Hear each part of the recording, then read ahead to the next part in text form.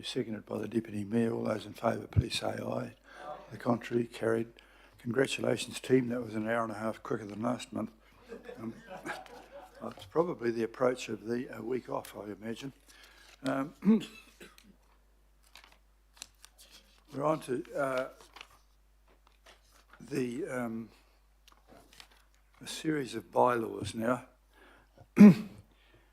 And we're going to start with the bylaw, but before we get onto that, I'd just like to acknowledge Hukura IMSB member Glenn Wilcox for being part of all three bylaw panels, and thank you for sitting on what I'm told is in almost every bylaw panel since amalgamation. So well done, and thank you, Glenn, and you deserve a rest. And as well, Councillor Bartley, you've done a huge job with a large number of bylaws and come up with some suggestions for us to put the three bylaws into one. And thank you for enduring this. I think you've earned our thanks for this work. It's not. I've attended one or two of your meetings and I found them fairly hard yakka, so well done. And before the staff speak, would you like to just give us the overall picture from where you sit on this, Councillor Bartley? Because yesterday when I went through this, I had to have them put in perspective. Because if you just read the actual comprehensive recommendations, it's bloody hard to understand quite what the big picture is here. But in fact, once it was explained to me, I got it. And so, would you like to just sort of introduce this, Councillor Bartley? I'd appreciate that. Thank you very much. Thank you, Your Worship. Okay, so we'll start with the item 9 because there's 3 bylaw reviews. And item 9, basically at its core, is to try and bring the Auckland Transport bylaw and the council bylaw into one in regards to traffic. I think that's the core of it. This is the official notes I'm supposed to read. I would like to briefly introduce this item as Chair of Regulatory and Safety Committee and one of 2 Auckland councillors appointed to the joint bylaw panel. I was joined on the panel by Councillor Ferry with 80 board members, Councillor Darby, who is our panel chair, Henare Clark, and IMSB Hokura member Glenn Wilcox. So this report presents panel recommendations on public feedback and local board views on a joint proposal with Auckland Transport to consolidate traffic-related bylaws. So this is about consolidation. The proposal was adopted by the governing body last October following a joint statutory review of Auckland Council and Auckland Transport bylaws. The proposal aimed to improve and simplify Auckland's traffic-related bylaws by combining 3 existing bylaws into one and supporting more efficient administration. Public consultation ran from 4th November to 4 December 2024, resulting in the majority support from 196 people and organisations and views from all local boards. The panel deliberated in May this year and recommended the proposal be adopted with small amendments to improve clarity, for example, to list Somerville Disability Support Services as a disability parking permit provider. Auckland Transport Board, at its meeting this week, approved recommendations from the panel and adopted the new bylaw for the Auckland Transport System. We ask that the governing body approve the panel recommendations and adopt the new vehicle use and parking bylaw, new bylaw control and amendments to the signs and public safety and nuisance bylaws for council-controlled land. I would just like to offer to the panel members to add any comments if they wish, and then especially starting with the chair of the panel, Councillor Darby. Thank you. Thank you for introducing that, Councillor Bartley, and thank you for your work.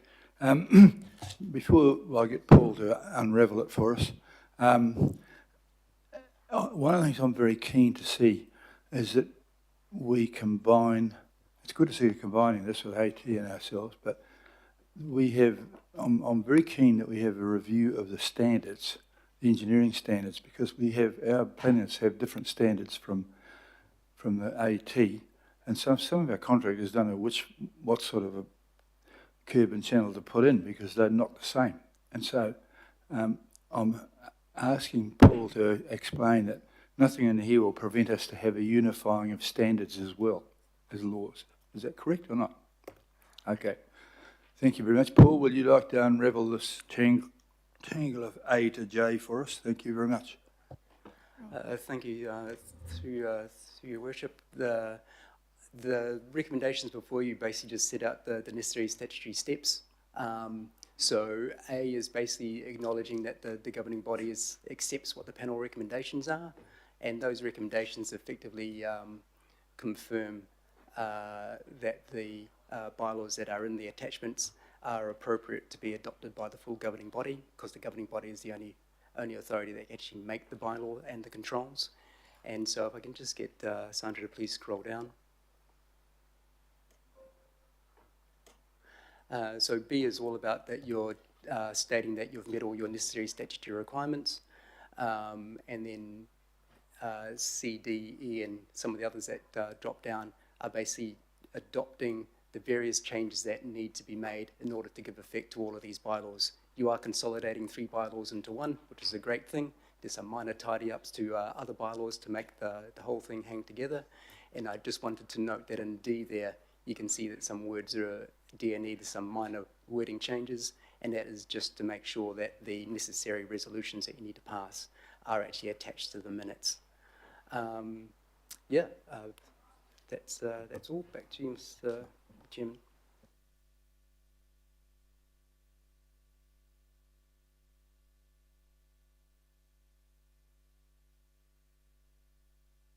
Councillor W is on the panel, and so I'd just like you to add a few thoughts, please. Oh, I think Councillor Bartley covered it really well, actually, and so did Paul. And I just want to acknowledge the collaboration between Auckland Council staff and Auckland Transport staff, and then the collaboration in the consideration of the submissions of my colleagues at this council, and Hannah Clark, a fellow director at Auckland Transport, and Glenn Wilcox as Hukura director. Didn't need any legislative change, we just did it together because we decided to do it together, and it was a together outcome. Thank you for that. Co-matur of bylaws. Glenn, would you like to say something here?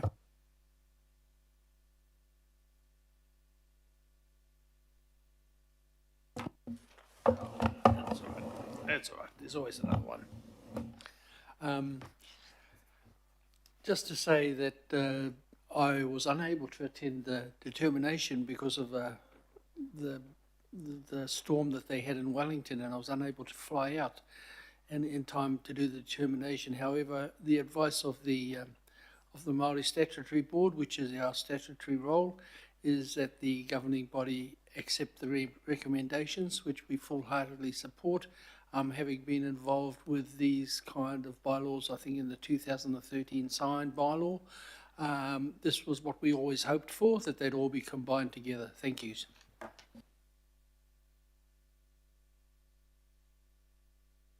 Okay, amazingly, if there's no questions, you must be clear to Councillor Watson and Councillor Henderson. Yeah, thanks.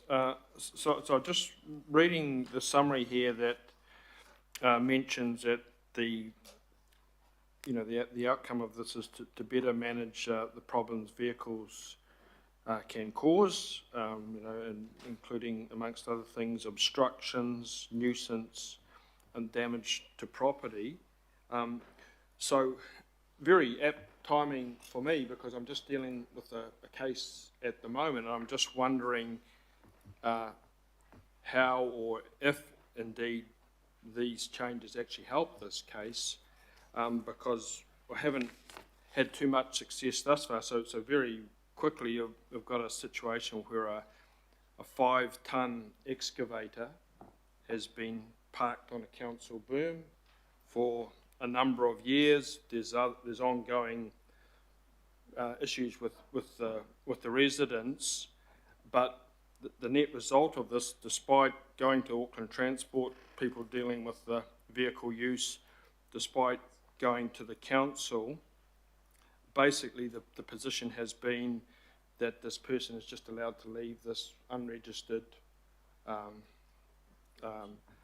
unwarranted digger on a council berm, and all that's happened at the end of that seems to be a letter that's in draft form waiting final approval to remind the perpetrator that he can improve the situation, quote, by being respectful and helpful to his neighbours, which he most certainly isn't. So you got the gist of the situation, and to be honest, it's a little symptomatic of other situations where you get people parking, cars or sometimes tractors on berms. Do these changes actually deal to that kind of situation? Through your worship, not directly, but staff would be happy to help you respond to that in a bit more detail outside of this session, which might be more helpful.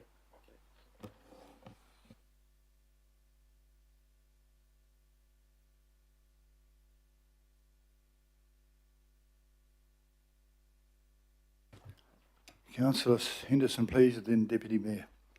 Yeah, thanks. Just acknowledging the panel as well. Huge work. I was on the panel last term, and just it's meat and potatoes background policy work and long hours where you don't get a lot of thanks for it. So thank you.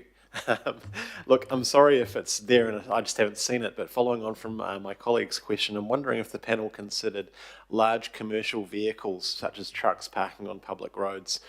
We have situations where there are a few businesses out there that are essentially getting a public subsidy with free parking and creating a nuisance on small roads. So did we consider that, or is that not part of this work? Through your worship, similarly, it's probably something that's best addressed after this meeting. We're happy to do so. The bylaws that are before me are really around consolidating 3 frameworks into one, and it's around that administrative efficiency. There's a lot of confusion. Which bylaw we're looking at, which mechanism we're using. Now we've streamlined all of that, and that's the focus of this work. So it's great. a big piece of the puzzle, and that's at the start of the puzzle. But yeah, thank you. Awesome. Hey, thank you. Thanks, Mayor.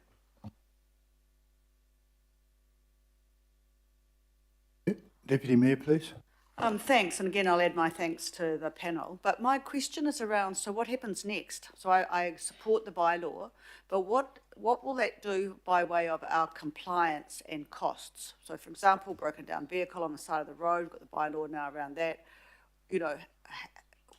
What's the next stage for advocacy for maybe a higher fine structure, or just even compliance to charge for the combined bylaw?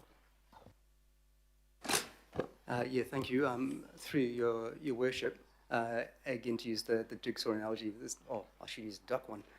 This is one of the ducks that we need to line up, and it removes a whole lot of confusion to help us focus on answering those next level questions down. There's a lot of work, and I'll invite Jeremiah to add anything outside of this process that is looking at infringements, that is looking at our compliance practices and all manner of things. But yeah, this is just that framework that we're focusing on. Stage 1, right. So you're going to come back to us with that work?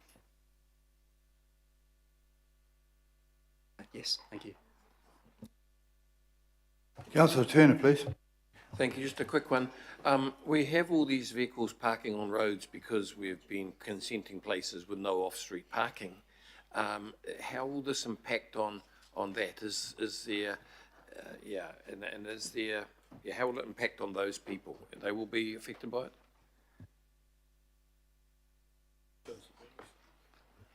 As mentioned by Paul multiple times, the bylaw is a framework, so those location-specific rules would be used or will be debated in the Traffic Controls Committee, at least for the Auckland transport system. So those location-specific rules will just be based on the bylaw, but the bylaw does not do anything directly to these people unless we write a resolution. And those are operational decisions for AT&AC. Sorry, I didn't kind of get that. I'm not... So these bylaws, it will increase the infringement of people who are parking in that manner. If is that correct?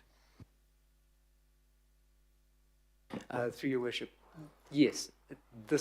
What we've done with these bylaws is provide the framework to enable those decisions to happen.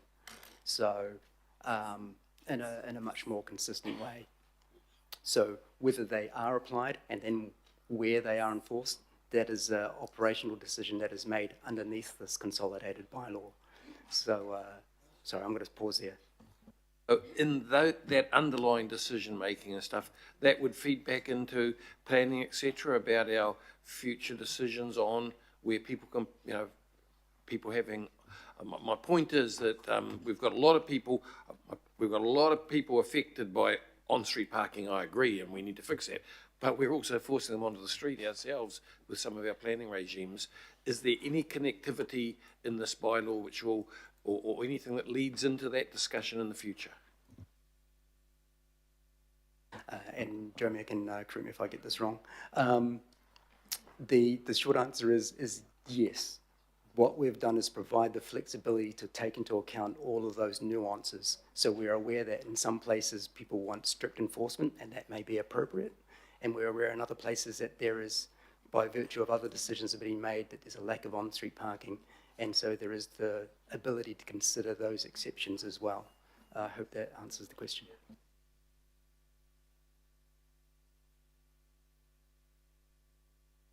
Councillor Stewart, please.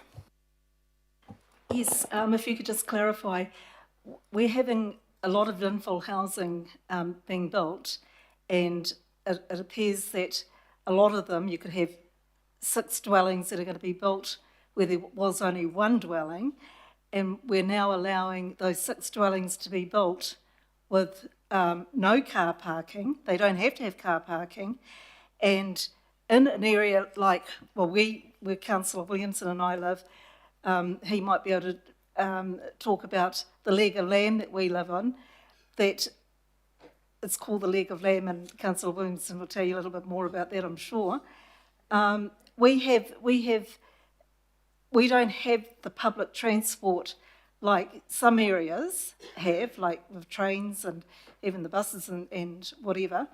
And we're having in our very quiet suburbia, we're having a lot of infill housing going in that are not providing any car parking. Our streets are starting to get clogged up with cars that are being parked, but a lot of people have to use cars because we haven't got the public transport. So, you know, I can see this is going to be a really, really big issue, and I'll tell you what, it'll be a very big election issue, because people are getting really, really concerned, and I heard Councillor Bartley talking about something like this the other day. We have got people that are really concerned that there's nowhere for them to park their cars. And when you've got some of these 6 dwellings, there could be, some of the people have got 3 cars. And, you know, it's just becoming an absolute nightmare. So anyway, it's going to be a big election thing for everybody. Thank you. Not for me, it won't. I'm retiring. I think there's a question in there. Did you have any responses to whether or not this change in this law has any teeth with regard to the question the issue that Councillor Stewart raised? Thank you. Through your worship, similar to the response to Councillor Turner, there's a lot of influences and a lot of decisions that apply that create a situation like that. Coming back to where this piece of the puzzle fits, I think what the governing body can take comfort in is that what this consolidated bylaw does is provide a flexibility to respond as appropriate based on those different circumstances that are appearing across the city.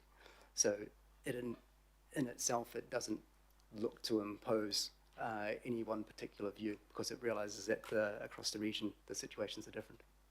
So what this bylaw does is provide a very flexible framework within which all of these other decisions can be made.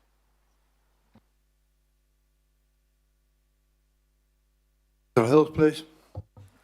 Oh no, it was just, I guess, a question of clarification, because I feel like we're getting slightly off what this is. But our bylaws all basically have a graduated approach, right? These changes are making it clearer for the public and the compliance officers, but also will mean that not everyone gets a ticket everywhere, because we just don't have 200,000 compliance officers, but it will make it clearer that a complaint could lead to an infringement and whatever, but I imagine with our graduated approach, you'll go to the worst offenders the most often, the prioritise, the blocking sight lines or blocking driveways or things like that. This is not fundamentally going to change things overnight, is it? Like, could you just maybe give me a 5-second rundown of the application of what we're doing? It's not going to do all the planning, NZTA rules, etc. Yeah, through your worship, that's correct. I think to try and provide a simple example, it's almost like it's removing the confusion. So like you take an enforcement officer, it's like, which bylaw am I enforcing? You had 3 to pick, now you've got 1. You had confusion around what is our approach on berms, because I've got slight variations across the various documents. Now it's been consolidated and clarified. That's what the focus of this work has been. So it's a really big, important piece, but it is only one piece. Thank you. Okay, thank you. You retire, please, and we will have a discussion if anyone's got any more things to discuss about this. But thank you. Would you like to move this, Councillor Bartley? I'd like to move it, but I'd also like to acknowledge the staff for all their work on this. It is very heavy stuff going through the different bylaws. So I wanted to acknowledge Joe Meyer, Pontua, Paul Wilson, Magda Finlick, Andrew McGill, Werner Pretorius, Pippa Shepherd, Daisy Zhu, Catherine Foster, and their team for their work on this. Thank you very much for that. It's been seconded by Councillor Darby. If there's no further discussion, I'm going to put the motion that we accept this. All those in favour, please say aye. Aye. To the contrary, carried. Well done. Thank you, Councillor Bartley, but you're not off the hook yet because... Councillor Stewart, you don't want to accept that. Thank you very much. It's noted. It's passed. And we're moving now to a sensitive topic here, which is associated with the cemeteries bylaw. Again, I'm going to ask Councillor Bartley to introduce this. Thank you, Your Worship. Item 10 is the cemeteries bylaw, and I'd like to acknowledge and introduce our bylaw panel members, Councillor Al Filipaina and OMSB Haukura member Glenn Wilcox. This report presents bylaw panel recommendations on public feedback and local board views to update how we regulate the use of council cemeteries and crematoria. The proposal was adopted by the governing body in December last year for public consultation following a statutory review. The proposed amendments seek to improve council's administrative efficiency, to remove duplication and clarify the framework. So not the issues that people might raise about cemeteries, it's about the framework. The proposal did not include any changes to how the public currently use council cemetery services. Public consultation ran from 20 January to 23 February 2025, resulting in feedback from 34 people and organisations and 8 local board views. The panel, following deliberations early this month, recommended the proposal be adopted with minor amendments. This includes provisions to enable new decorated areas in cemeteries to be identified where appropriate by resolution of the relevant council committee, and this recommendation is in response to feedback from the Waiheke Local Board in relation to Onetangi Cemetery, as they advocated to us that they would like to be treated differently with how their cemetery operates there. And so there is provision for that different treatment to happen currently in the bylaw. We ask that the governing body approve the bylaw panel recommendations and adopt the amended cemeteries and crematoria bylaw in attachment C of the agenda report. I would like to invite panel members to add any comments if they wish. Glenn?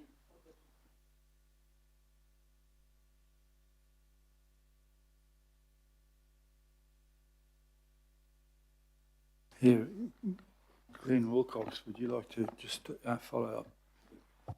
Thank you, Mayor.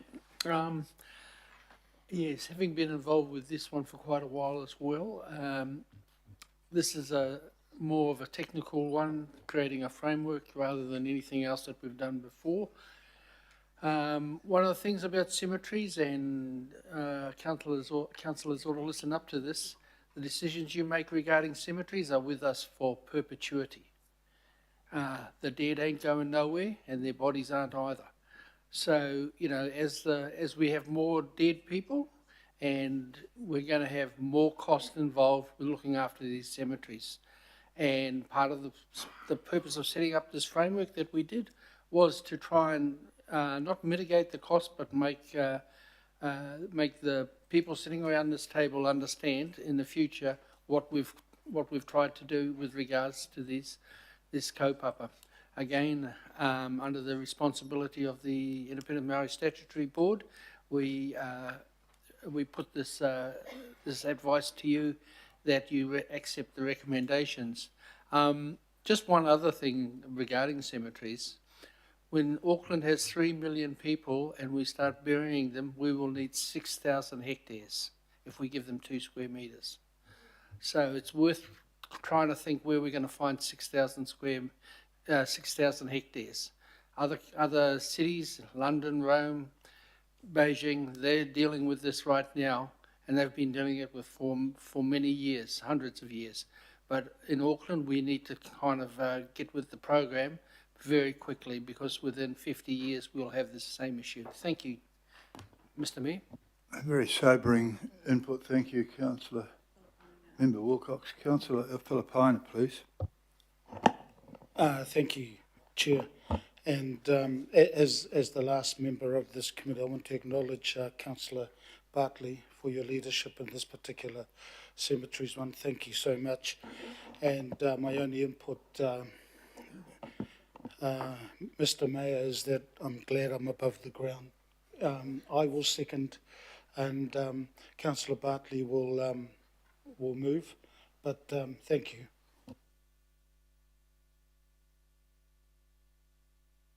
Councillor Furley, please. Kia ora, thanks, Chair. This is just a question, I guess, to staff and to Councillor Bartley, who led the review. Just in terms of the recommendations that were made by the panel, to be clear, enabling the relevant council committee to identify new decorated areas, that's a broad scope, right? That's not narrow. It's not just for Waiheke and in terms of Onetangi marae. It's that will apply to any area in the city? That's correct. Yeah, if I can add, that is the current situation right now, right? Any local board could ask to be considered a decorated area in the cemetery in their ward that is council owned. Is that right? Yes, that's correct. The recommendations from the panel basically formalise that ability, so it's making it much clearer that this can occur. Oh, thank you for that, because I did not know that existed.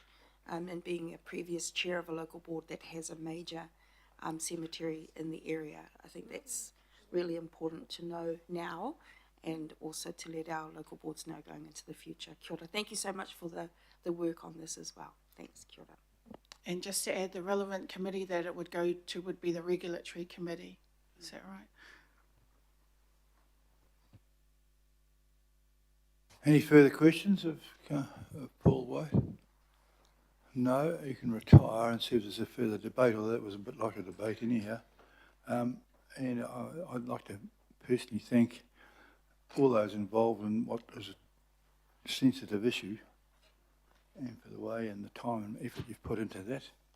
Oh, and can I take sobering thoughts that we've got from Sorry, can I take the opportunity to acknowledge all the staff that work in our cemeteries?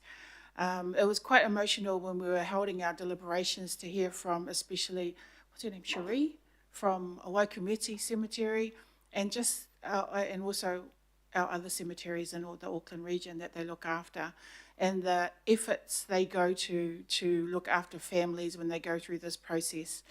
They really do counsel credit. They do a lot of credit to council by the way they look after families going through a death and burying them in our cemetery. So I want to acknowledge them and also acknowledge our policy team for their work with this bylaw.